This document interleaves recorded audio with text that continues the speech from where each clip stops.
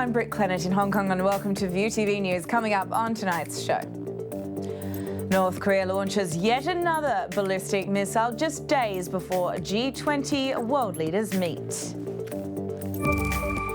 China cracks down even harder on internet censorship, requiring all content to show, quote, core socialist values. And Hong Kong's chief executive defends her executive council as the new team holds their first meeting.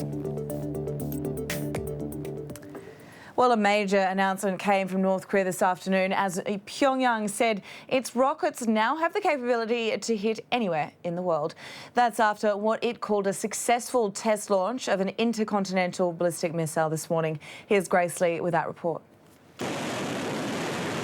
Another ballistic missile fired out of North Korea Tuesday morning, testing international patience even further. Japan says the missile flew for about 40 minutes and may have landed in the country's exclusive economic zone.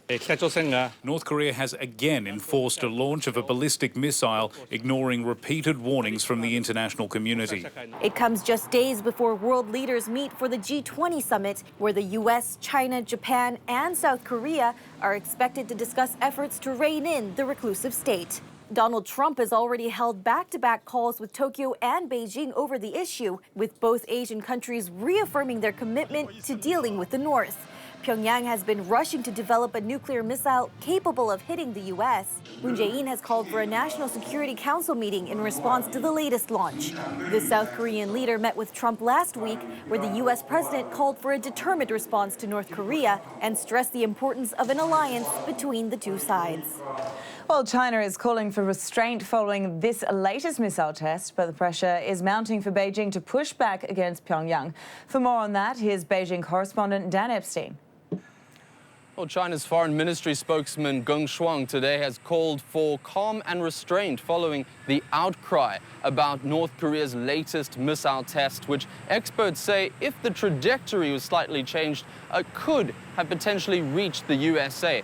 Now, Donald Trump has tweeted that China could put an end to this nonsense. Not unlike other things we've heard from Donald Trump before, but it does reflect a feeling among many that China is, after all, the biggest ally of North Korea, responsible for about 90% of their trade. But Geng Shuang today added that they remain firmly opposed to North Korea's missile tests, and because they are against the UN Security Council resolution. But as Japan, South Korea, China, and the USA meet at the end of this week at the G20, they're going to be discussing perhaps other ways which they can be applying pressure on North Korea, because so far nothing seems to rein in their nuclear missile ambitions. And what China can do will be core to that discussion. Well, China is tightening its grip on the internet, and some of the country's most creative minds fear they're next. New regulations are requiring auditors to check all audiovisual content posted online for inappropriate content. Authorities are also clamping down on VPN connections, which have long been a way for many to get around the Great Firewall of China. China's sweeping internet crackdown has a new target in its sights, and it's making the likes of filmmakers and bloggers nervous. An industry association circulating new guidelines warning auditors are poring over everything from movies to documentaries and even sports material, making sure it all sticks to what it calls core socialist values. Reuters' Adam Jordan explains who Beijing is keeping tabs on. The idea is, to direct the conversation that's happening online. I mean, this is the conversation of China's millennials who are very well connected, and the government is very keen to make sure that they are in control, or at least aware of and following the conversation that's happening amongst this very important younger generation. These tighter rules will impact sites great and small, from social media giant Weibo to niche buzzing online communities. Censorship in China is nothing new, and under President Xi, it's even easier to offend. Gossip websites have recently been taken down and online streaming suspended, all on the grounds of inappropriate content. And authorities aren't just targeting violence and drug abuse. One of the things that has been included in the list before, and in the current list for online is homosexuality, which has caused a big stir in China with people online who have been pointing to this sort of entrenched conservative view over same-sex relationships, despite the fact that in most big Chinese cities there is a thriving gay scene where it's relatively well accepted. Many in the art scene feel it could spell the end of creativity, but are quick to point out these new rules might be impossible to enforce.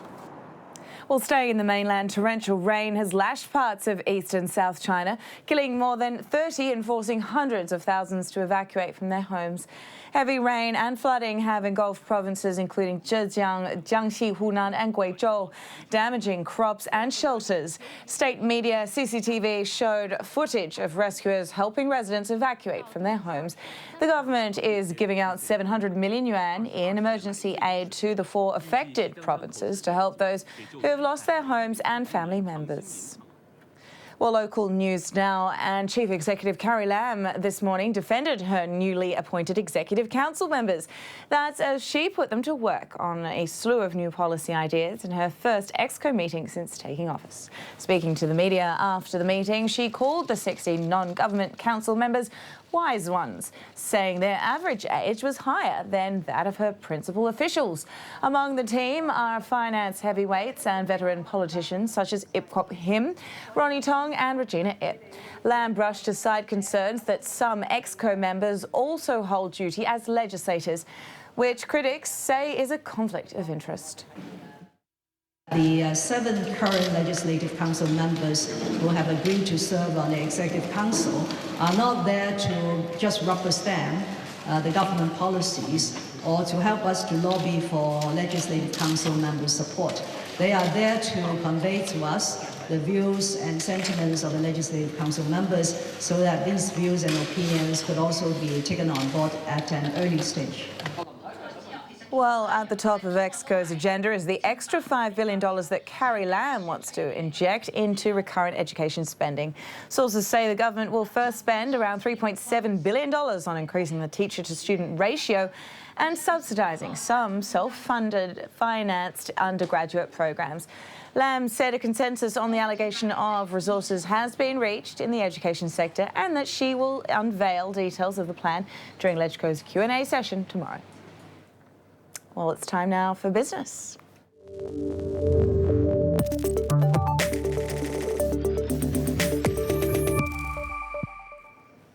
And we start off with top gaming firm Tencent. A bad day for the company as its shares suffered a 4.1% drop, the biggest one-day fall in 17 months, after announcing it is limiting playtime for users of the Honor of Kings game. The gaming and social media firm was responding to complaints that children were getting addicted to the game. This after Chinese mouthpiece People's Daily called the game poison and said regulators' control on such social games are necessary. Well, to another Chinese firm, Chinese Evergrande, the country's largest home builder today reported that contract sales for the first half of the year were up 72% compared to last year. The Hong Kong-listed company reported revenue from contract sales was 244 billion yuan. The company has targeted total sales for the year at 450 billion yuan. Large Chinese developers like Evergrande have continued to do well despite government efforts to cool the property market. And following the release of those numbers, shares in Evergrande rose as much as 7% this morning before ultimately falling back down to close up 2.75% at 15.720.